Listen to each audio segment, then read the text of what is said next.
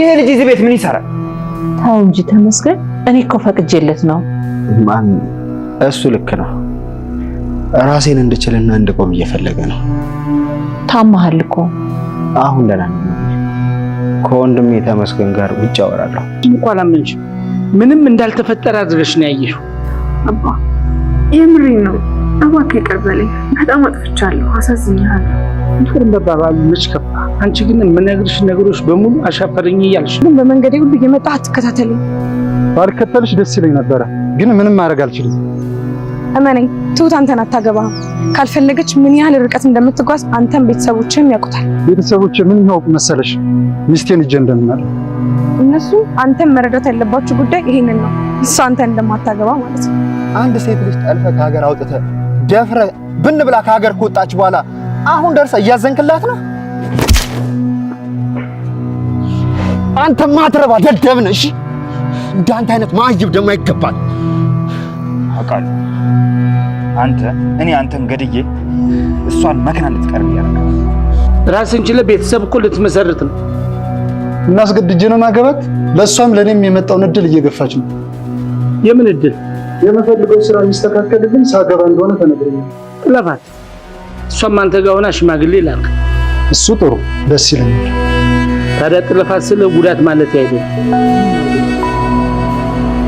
ከራንት ወጣሰጨርስ ሌላ መከራ አትሁንባት። አንቺም እንዴት ነሽ? እህቷ ነኝ። የእናቷ ያባቷ ልጅ እህቷ። ተረጋጊ። ባል ነው የምታገባው።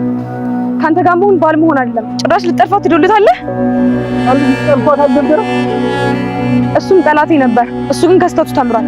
አንተ ግን ስተታ አያልቅ። እኔ ተመስገን በህይወት እያለሁ ትሁቴን ሊጠልፉብኝ እኮ ነው። ተረጋጋ። እዚህ ከደረስኩ በኋላ የምን መረጋጋት? መሞትም ካለብኝ ለሷ ስለ ሞት እንዳላል። ናቲ ሁሌም እቅድ ያቅዳል እንጂ መቼም ቢሆን አይሳካለትም ማለት ነው።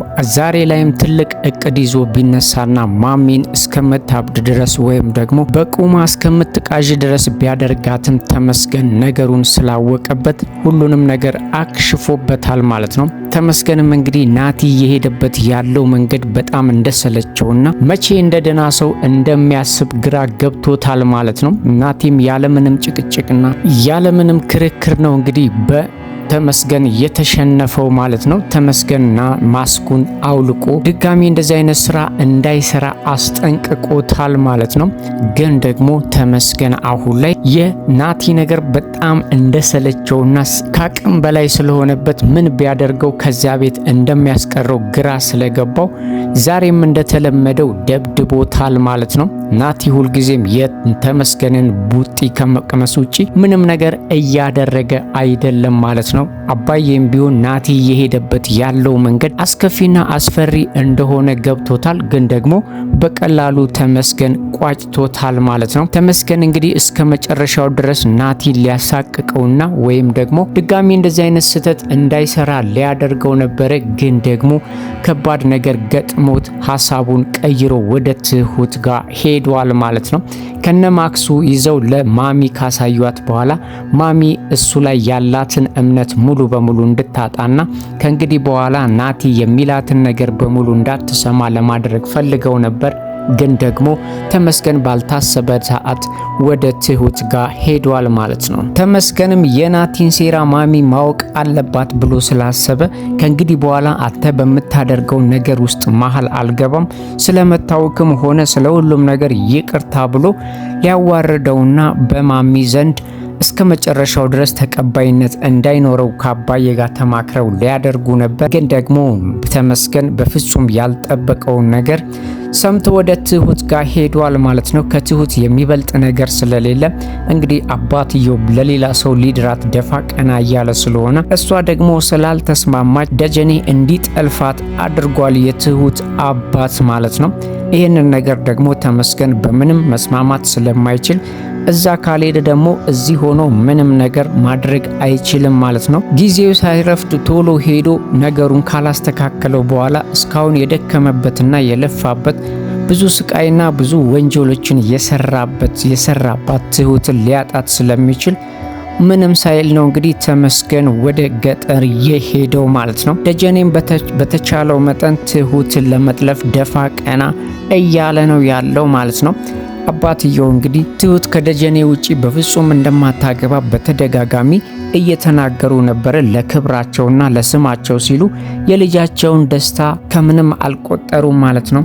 የልጃቸውን ፍላጎት ከምንም አልቆጠሩትም ማለት ነው። ማያም እንግዲህ አባቷ የትሁትን ሊያስጠልፋት እንደሆነ ስለሰማች በጣም ተናዳለች። ለአባቷ ያላት ፍቅር ክብርም ሆነ ሁሉም ነገር ተሟጧል ማለት ነው። እንግዲህ አባቷን ማያ ምንም መሃል ብታከብረውም የዚህን ያህል ደግሞ ልጁን አሳልፎ ይሰጣል ብላ አላሰበችም።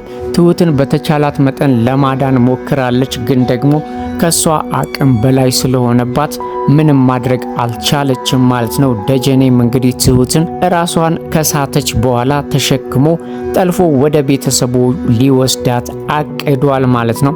ምናልባትም ደጀኔን ተመስገን ደርሶ ካላዳ ነው ትሁት ከተመስገን እስከ መጨረሻው ድረስ ልታመልጠውና ከእጁ ልትወጣ ትችላለች ማለት ነው። እርግጥ ተመስገን ምንም የሚፈራው ነገር የለም። ደጀኔም እንግዲህ ትሁት የኔ ብቻ ነች እያለ እየፎከረ ነው ያለው። ማያ ግን አሁን ላይ የሰጋችው ስጋት ሰዎችን ሊያጫርስና ሰዎችን ትልቅ ችግር ውስጥ ሊጨምር እንደሆነ አባቷ እየነገረችው ነው። ያልተገነዘበው ነገር ቢኖር ተመስገን ይሄንን ነገር በፍጹም እንደማይቀበል ነው። ደጀኔም በበኩሉ እንግዲህ ትሁት የኔ ብቻ ነች፣ ወንድ የሆነ ማንም ሰው አይነካትም እያለ እየፎከረ ነው ያለው። በዚህ መሃል አንድ ሰው ህይወት ቢጠፋና ሰው ቢጎዳ ትልቁ ተጠያቂ የሚሆነው የትሁት አባት ነው ማለት ነው። ለዚህም ነው እንግዲህ ማያ ሰውን እያጋደልክና እያጫረስክ እንደሆነ አልገባህም፣ እሱን ደግሞ በቅርቡ ትረዳለህ ብላ አባቷን ግራ አጋብተዋለች ማለት ነው። አባዬም የናቲ አካሄድ ሙሉ በሙሉ ከመጀመሪያው ገብቶታል ማለት ነው። ማሚን ካሰቃያትና እዛ ቤቱ ውስጥ እንዳትኖር ካስፈራራት በኋላ ቤቱ እንዲሸጥ እንደፈለገ ገብቶታል። ግን ደግሞ አሁን ላይ ነገሩን አባዬና ተመስገን ያስተካከሉት ነው የሚመስለው። ግን ደግሞ ናቲ እየሄደ ያለበት ርቀት ከባድ እንደሆነ አባዬ ተረድቷል ማለት ነው። ማሚም በቀጥታ አባዬን ይሄ ቤት መሸጥ አለበት ብለዋል።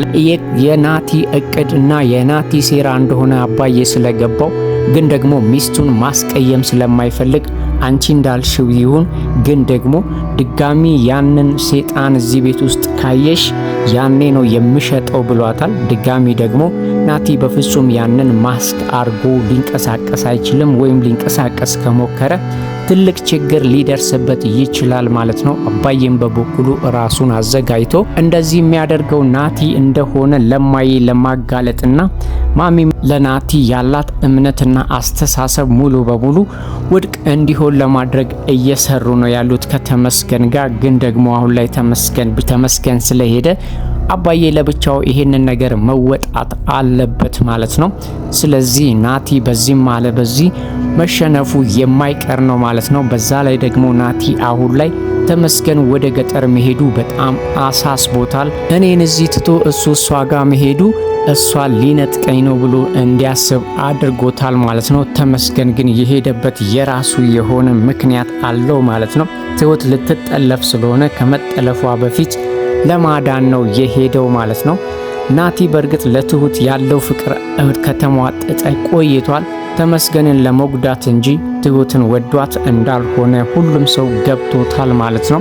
ትሁትም እንግዲህ አስቀድማ ምርጫዋን መርጣለች። ለአባቷ ራሱ እኔ የልጄን አባት ብቻ ነው የማገባው፣ ስለዚህ ሌላ ሰው ማንንም አላገባም ብላ አስረግጣ ነግረዋለች ለአባቷ። ለዚህም ነው እንግዲህ ትሁት መቼም ቢሆን ሐሳቧን እንደማቀየር ስለገባው አባትየው ደጀኔን ጥለፋት ብሎ ፍቃድ የሰጠው ማለት ነው። ማያ ግን በአባቷ እንደዚህ ማለትና ልጁን ለማስጠለፍ በመሞከሩ በጣም አዝናበታለች። እኔ የኔን ህይወት ዝም ብዬ ስለተቀበልኩኝና የምትለኝን በሙሉ እሺ ስላልኩህ ይሄ ሁሉ ነገር በህቴ ላይ ሲደርስ ግን ዝም ብዬ ማየት አልችልም። ስለዚህ አንተ ምን አይነት አባት ነህ ብላ እንግዲህ ተናግራ የማታቀውን የምታከብረውንና የምትፈራውን አባቷን በግልጽ ተናግረዋለች ማለት ነው። አባትየውም የማያ አነጋገር ቢያናድደውም ግን ደግሞ ለስሙና ለክብሩ እንደሆነ ነግሯታል። ለስምና ለክብር ተብሎ እንግዲህ ልጅ ትልቅ ችግር ውስጥ ወይም ደግሞ መከራ ውስጥ መውደቅ እንደሌለበት ማያ ለአባቷ ለማስረዳት ሞክራለች። ግን አባትየው እኔ ያልኩት ብቻ ነው የሚሆነው የሚሉት ሰው ስለሆኑ ምንም ነገር ሊረዷት አልቻሉም ማለት ነው። ማያም በተቻላት መጠን እንግዲህ ትሁትን ለማዳን በራሷ መንገድ ሞክራለች፣ ግን ደግሞ ምንም ልታደርግላት አልቻለችም ማለት ነው። እድልም አሁን ላይ ሁሉንም ነገር የተረዳች ይመስላል ማለት ነው። የአባዬ ሚስትም እንግዲህ እድልን ከቤተሰቦቿ አርቃ ያስቀረቻትና በተለይ ከአክስቷ የደበቀቻት አክስቷ በጣም መጥፎ ስለሆነች ምናልባትም ያኔ ማሚ አሳልፋ እድልን ሰታት ቢሆን ኖሮ አክስቷ ልትገላትና ወይም ደግሞ ከባድ ችግር ልታደርስባት ትችል ነበር። ምክንያቱም የእድል ቤተሰቦች በጣም ሀብታም ስለሆኑ ያ ሀብትና ንብረት እንግዲህ ለእድል ስለሚገባ ምናልባትም አክስትየዋ የእድልን መኖር አትፈልግም ማለት ነው። ለዚህም ነው እንግዲህ ማሚ ራስ ወዳድ ብትሆንም ግን ደግሞ ህይወቷን አትርፋታለች ማለት ነው። ቤተሰቧን ታገኝ ብላ ላክስቷ ሰታት ቢሆን ኖሮ ምናልባት እድል ዛሬ የደረሰችበት ደረጃ ላይ ላትደርስ ትችል ነበር። ሁሉም ሰው እየተናገረ ያለው የእድል አክስት ምን ያህል ክፉ እንደሆነችና እሷንም እንግዲህ ለመጥቀም ሳይሆን ለመጉዳት እየተንቀሳቀሰች እንደነበረ የእድልን ቤተሰቦች የሚያውቁ በሙሉ እየተናገሩ ነው ያሉት። እድልም እንግዲህ አክስቷ ክፉ መሆኗን እንጂ ቤተሰቦቿ ድራሻቸው የት እንደሆነ ምንም አይነት ፍንጭ ማግኘት አልቻለችም። ለዚህም ነው እንግዲህ የእድልን ቤተሰቦች መፈለግና ማግኘት ከባድ እንደሆነ ሁሉም ሰው እየነገራት ያለው። ግን ደግሞ መቼም ተስፋ ልትቆርጥ እንደማትችልና እነሱን መፈለግ እንደማታቆም እየተናገረች ነው ያለችው ማለት ነው።